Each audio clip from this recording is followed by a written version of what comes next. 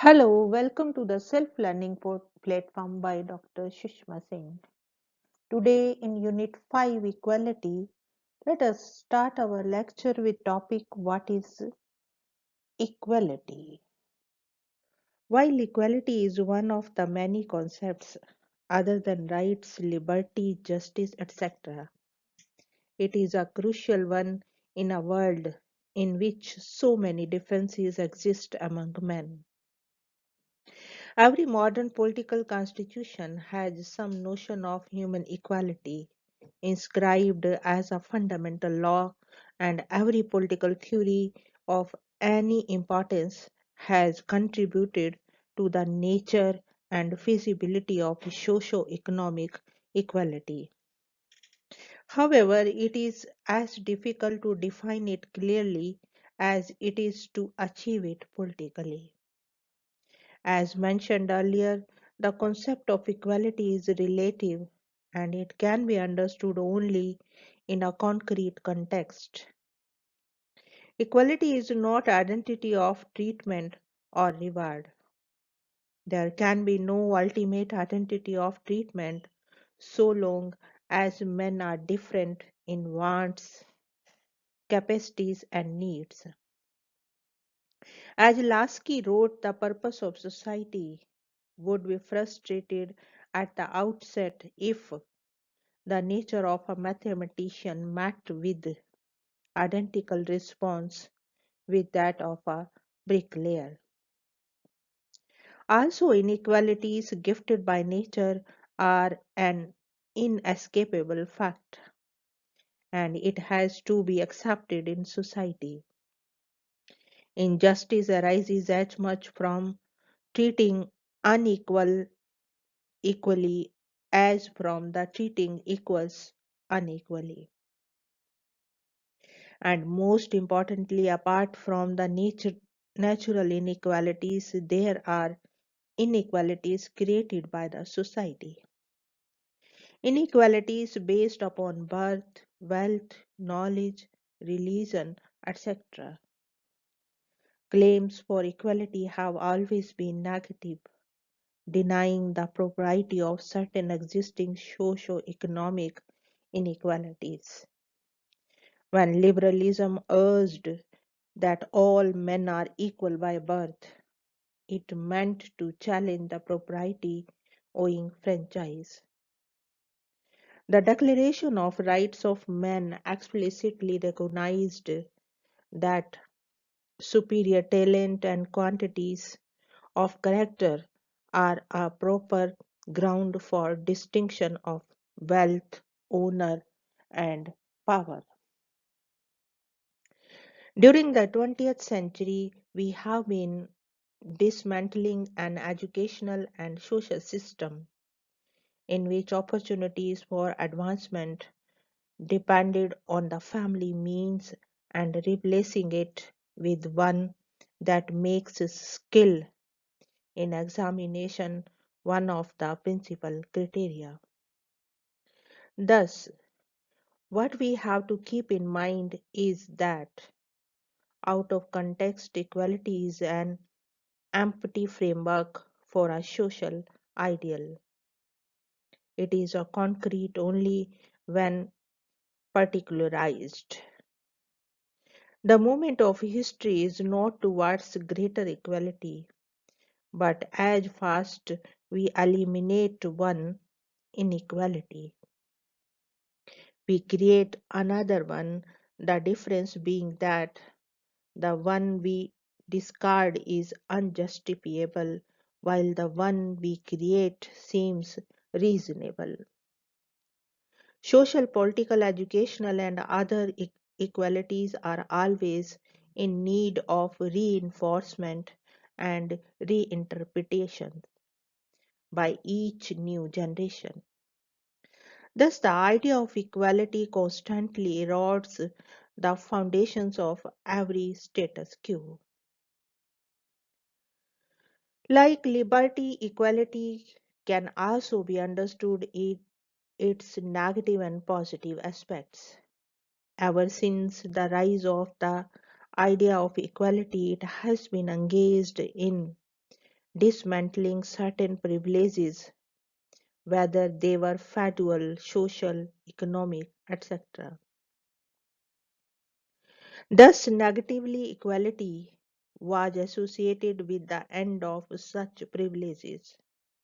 Positively, it meant the availability of opportunities so that everybody could have equal chance to develop his personality.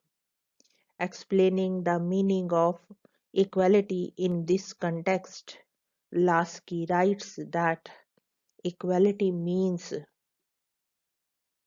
absence of special privileges. It means that the will of one is equal to the will of any other.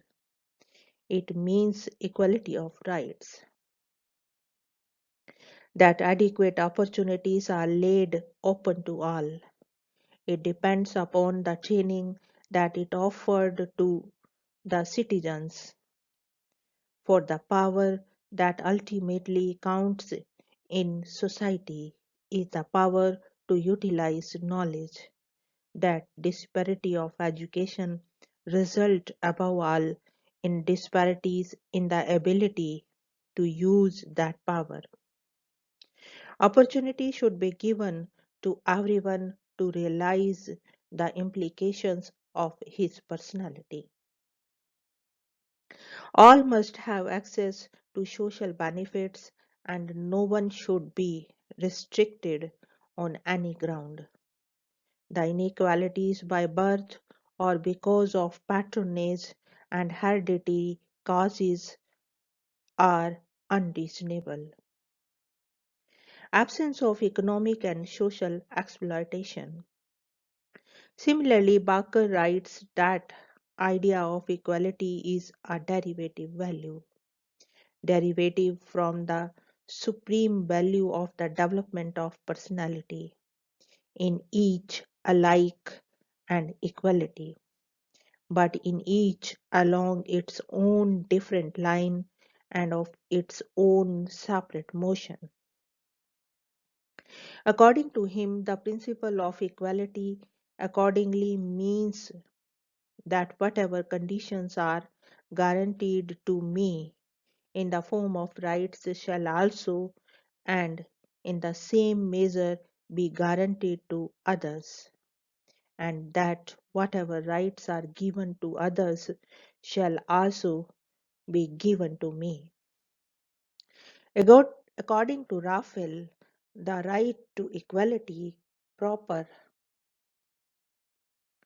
is a right to equal satisfaction of basic human needs, including the need to develop and use capacities which are specifically human.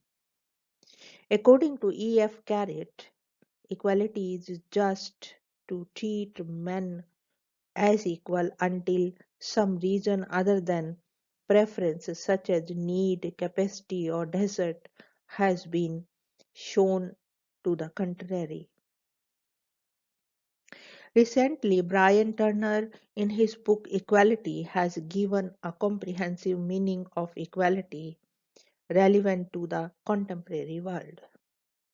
According to him, the concept of equality should include the following: fundamental equality of persons, equality of opportunity, equality of conditions, where there is an attempt to make the conditions of life equal, equality of outcome of results.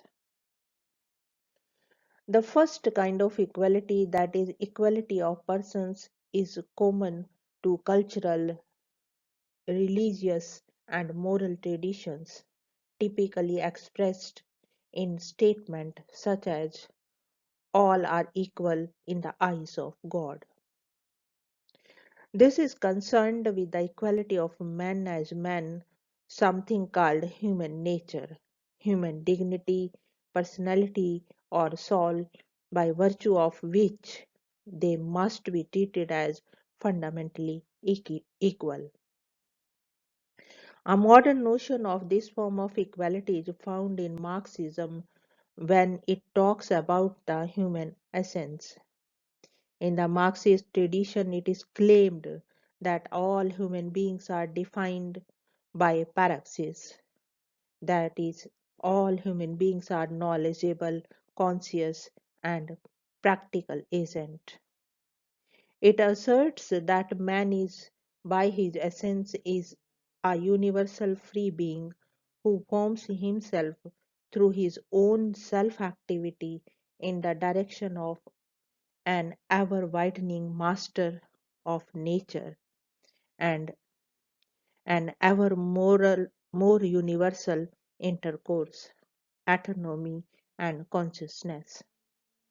Also, writes like R.H. Tavener often combine socialism and Christianity to provide a religious foundation for a commitment to social equality. However, this form of equality is not given importance in the contemporary welfare state based upon the notion of socio-economic equality. The second meaning of equality is associated with the most common argument for equality as equality of opportunity. This means that the access to important social institutions should be open to all on universalistic grounds, especially by achievement and talent.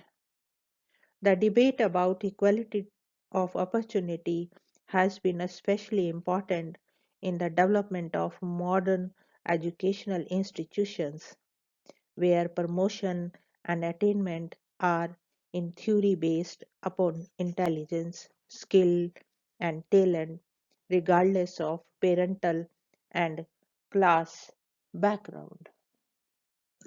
This type of equality believes in meritocracy, where the occupational structure of a society is filled on the basis of merit in terms of universal criteria of achievement and not on the basis of age, sex, wealth, caste, religion, etc.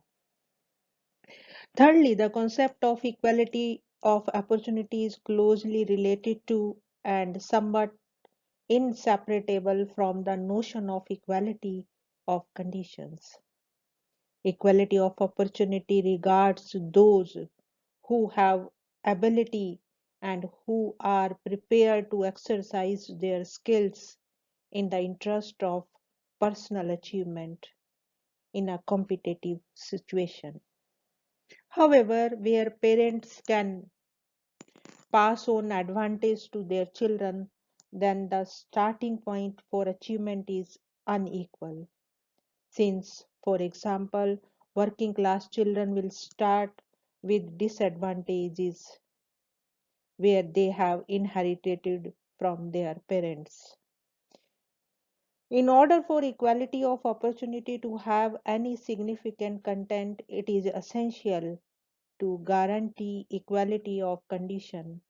That is, all competitors in the race should start at the same point with appropriate handicaps.